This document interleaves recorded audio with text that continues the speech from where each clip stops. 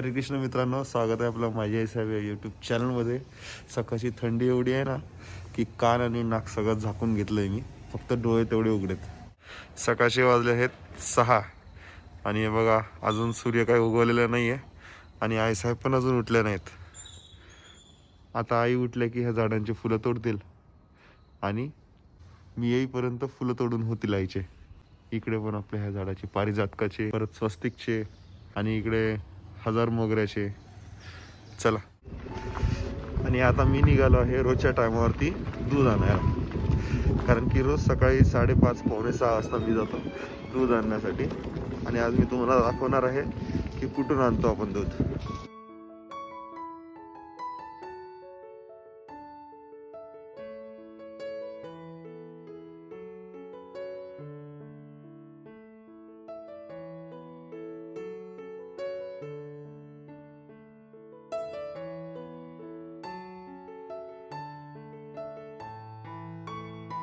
माझे हात ना एकदम सुन्न झालेत सकाळी सकाळी या थंडीमध्ये।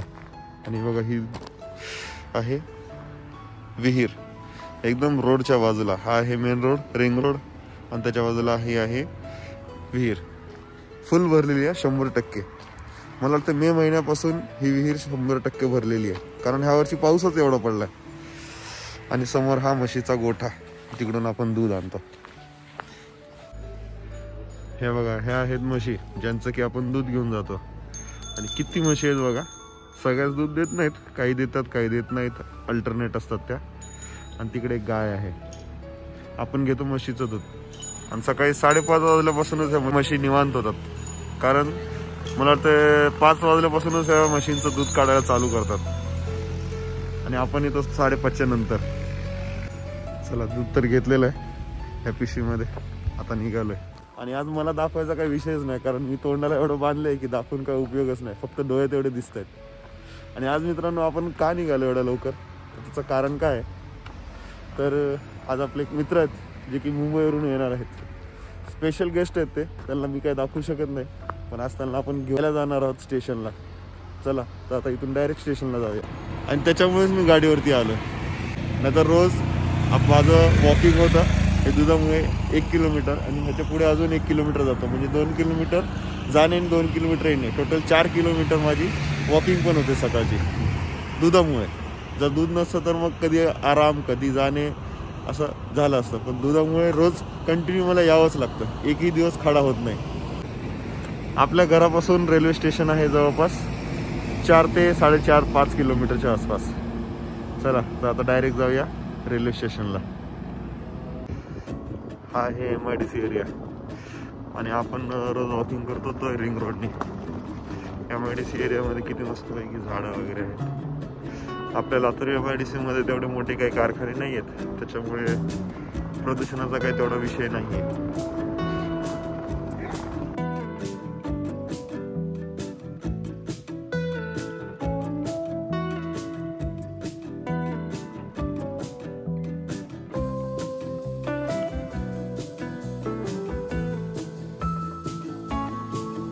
सकाळी सकाळचं वातावरणच खूप छान असतं वॉकिंगसाठी, त्याच्यामुळे थोडंसं तरी चाललं पाहिजे। आणि आता मी ना घरापासून किलोमीटर सेट केला, बघूया आपलं स्टेशन किती किलोमीटर आहे घरापासून रेल्वे स्टेशन।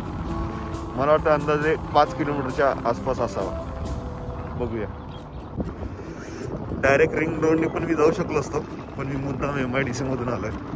त्याचं कारण असं आहे की थंडी खूप जास्त आहे, रिंग रोडने का हायवे फास्ट जावं लागतं जरा, इकडे थोडंसं टर्निंग वगैरे आहे, त्याच्यामुळे गाडी स्लो जाते। आणि दुसरी गोष्ट, थंडी पण थोडीशी कमी वाजेल असं वाटतंय मला, काय माहिती आता। आणि दोन्ही पण अंतर तेवढंच आहे, तिकडून पण गेलं तर तेवढंच पडतं आणि इकडून पण गेलं तर तेवढंच पडतं। फक्त हा आतला रोड आहे आणि रिंग रोडचा बाहेरून रोड जातो तो।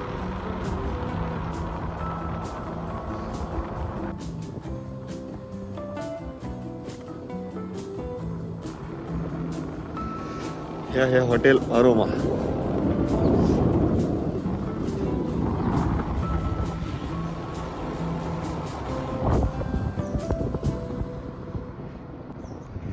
आणि इकडे ना सगळ्या ट्रॅव्हल्स उभे राहतात, पाठीमागे जी पार्किंग, ट्रॅव्हल्सची पार्किंग, जे की मुंबई पुण्याला जाणाऱ्या गाड्या आहेत ना ट्रॅव्हल्स, त्या गाड्यांची पार्किंग आहे.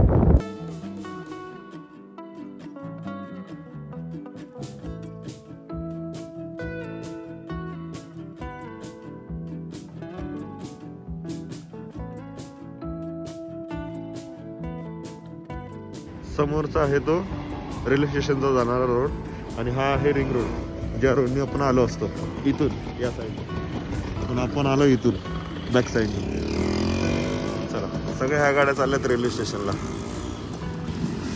आणि बघा इकडे उसाचा रस सुद्धा आहे. इकडून जाणाऱ्या सगळ्याच गाड्या रेल्वे स्टेशनला जातात, कारण की रोड कुठे जातच नाही. डायरेक्ट हा जातो रेल्वे स्टेशनला आणि तिकडे जाऊन एंड होतो. ऑटो वगैरे भरपूर असतात या रोडला. आणि समोर आहे हे रेल्वे स्टेशन. आणि बघू शकता सकाळी सकाळी ह्या एसटी पण येऊन थांबतात. आणि विशेष म्हणजे ह्या सगळ्या एसट्या लांब पल्ल्याच्या आहेत. आता ही समोरची पहिली गाडी होती ती निलंगा, दुसरीवरती काय नाव लिहिलेलं नाही आहे. तिसरी गाडी आहे ही परळी आणि चौथी गाडी ही पण निलंगा. म्हणजे एवढ्या लांब पल्ल्याच्या गाड्या आहेत की तुम्ही जर लांब राहत असाल तर तिथपर्यंत तुम्हाला सुद्धा ही आहे उदगीर, तिथपर्यंत सुद्धा तुम्हाला पोहोचण्याची सोय सरकारने केलेली आहे एस टीद्वारे. कारण इथून एस टी स्टँडला जावा, नंतर बस चेंज करायची गरज नाही. डायरेक्ट इथून तुम्हाला परळी, उदगीर, निलंगा अशा बऱ्याच ठिकाणी जायला तुम्हाला डायरेक्ट एस टी भेटतील. आणि इकडे लोकलमध्ये जाण्यासाठी लोकल सिटी बस आणि ह्या ऑटोसुद्धा आहेत. ज्यांना ऑटोने जायचं ते ऑटोने जाऊ शकतात, सिटी बसने जायचं ते सिटी बसने जाऊ शकतात. आणि या सिटी बस पण पूर्ण ऑल ओव्हर लातूरमध्ये जातात. प्रत्येक रूटला वेगवेगळ्या सिटी बस दिलेल्या आहेत. आणि ऑटोची संख्या बघू शकता तुम्ही किती आहे. त्याच्यामुळे कसलीच गैरसोय होत नाही लातूरला आलेल्या प्रवाशांची. इकडे सगळ्या 4 व्हीलर उभे आहेत आणि यांचे सगळ्यांचे पॅसेंजर येणार म्हणून आलेले लोक आहेत. बरं, अजून काही ट्रेन आलेली नाहीये. आल्यानंतर कशी गर्दी होईल बघा. काही मिनिटातच ट्रेन येणार आहे. समोर गाडी पार्किंग केली आपण आणि हे आहे लातूर स्टेशनचा मेन एंट्रन्स. आणि इकडे सगळं कार पार्किंग आहेत या साईडला. इकडे सिटी बस आणि ऑटो पार्किंग आणि इकडून जायचा मार्ग आहे. चला आपण स्टेशनचे पण थोडंसं नजारा बघूया. वेअर इज माय ट्रेन ह्या ॲपमध्ये आपल्याला कळतं की आपली ट्रेन कुठपर्यंत आली आहे. त्याच्यामुळे त्या हिशोबानेच निघालो मी. आणि हा आहे रेल्वे स्टेशनचा तिकीट काउंटर आणि इकडे आहे हा वेटिंग एरिया, वेटिंग हॉल. काही मिनिटातच येईल आता ट्रेन.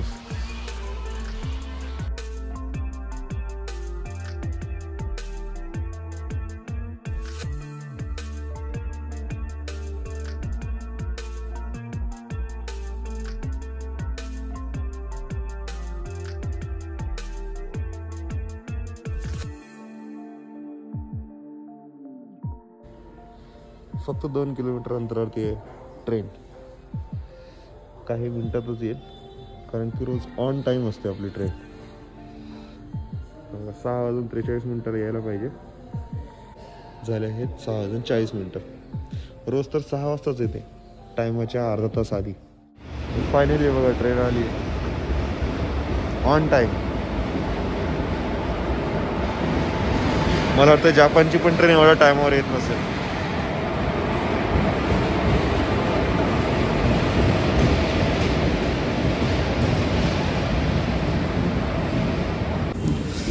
काही मिनिटातच रेल्वे स्टेशन बघू शकता किती गजबजलेला दिसेल.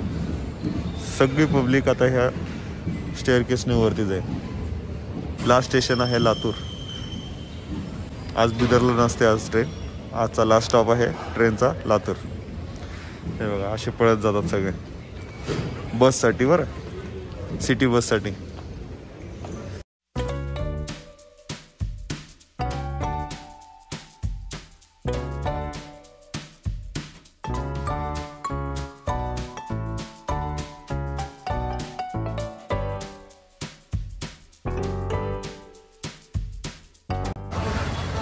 थोड्या वेळापूर्वी या स्टेशनवरती फक्त गाड्या होत्या. आता बघा त्या गाड्याला त्या या माणसानं सोडला त्या पब्लिकला घेण्यासाठी.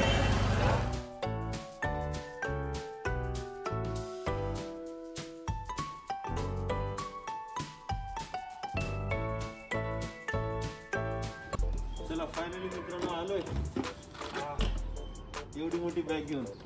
आपले मित्र पण आले सोबत, पण त्यांना मी दाखवू शकत नाही. का माहिती आहे का, ते थोडे स्पेशल गेस्ट आहेत, आपले स्पेशल मित्र आहेत, त्याच्यामुळे त्याला दाखवू शकत नाही. फक्त त्यांची बॅगच बघूया आपण.